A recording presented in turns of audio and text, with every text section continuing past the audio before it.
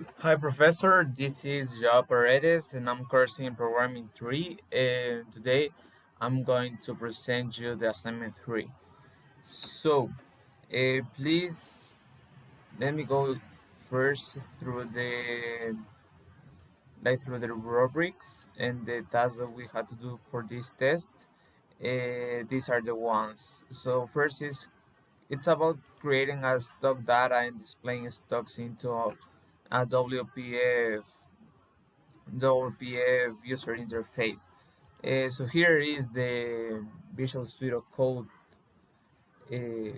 itself, and here you can see the main window. If we start it, I'm just gonna first show you the functionality. Let it open. So this is the part for stock search, and this is the part for factorial number calculation. So when it first open, you can load the data and all the data you gave us in the CSV file is going to be loaded here. After it, you can choose the specific company you want to see the stocks about. For example, let's say Tesla, and we can search it. So all the stocks for Tesla are going to be displayed. And finally, we can clear it, and it's gonna be all back to all the stocks.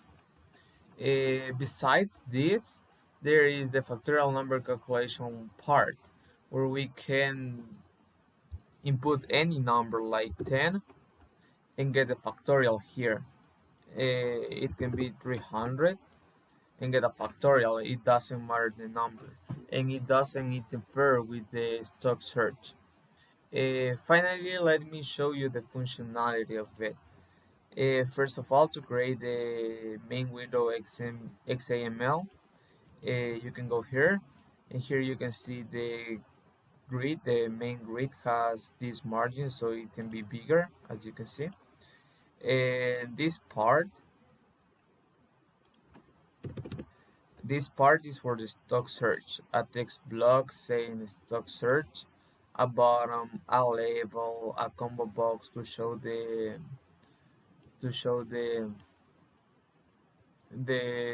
companies, a bottom to search and a bottom to clear. And finally, this data grid in order to display the information. And after it, we have the part to do the factorial number calculation. We have the text box saying this is the factorial number calculation, and we have a bottom to calculate it, and a text block to. Oh, this is the text box to show the output. This is the text box block to this is the text box to input the output, to input the number. I'm sorry. This is the text block to output the result, and this is the text block to just to say this is the factorial number calculation, as you can see here. And finally, about the CSS, as you say in the assignment, first we have to create a class that models the stock data, and this is going to be here. And here is going to be the class that is going to read the stock data.csv. In order to do this, I have to add Microsoft Visual Basics through the Nugget packages, as you can see here. So yeah, I had to install it to add it to the references so I can use this text field parser in order to read the stock data.csv.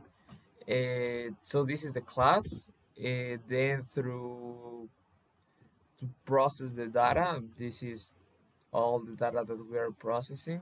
We are reading the file, we are converting it, we are trimming the data from the CSV file. And yeah, we are splitting the data to put it into an array and into arrays and all these things. Finally, yeah, we are reading, we're cleaning the data, we are displaying the data, as you can see here. Here, the bottom load data. Here we use asynchronous programming to display the data. And what else? We are sorting the data according to the date, and this is the the button to search for a specific company, and we are sorting it according to the date.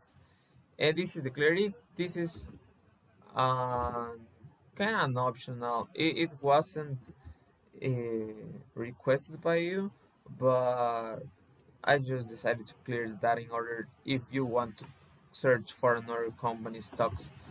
And finally, we are calculating the factorial number asynchronously, as you can see here.